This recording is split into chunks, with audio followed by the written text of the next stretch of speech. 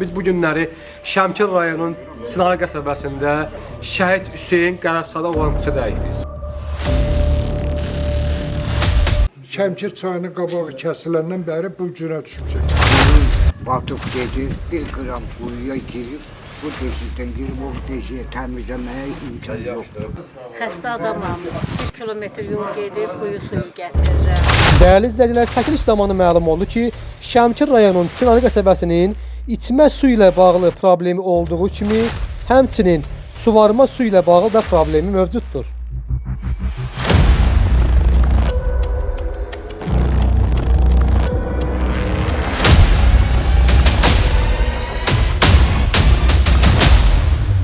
Dəyərli izləyicilər, çəkilişə ətrafa baxmaq üçün bu axşam saat 20:00-da Çınar TV kanalında baxa bilərsiniz. Bizi izləməyi unutmayın.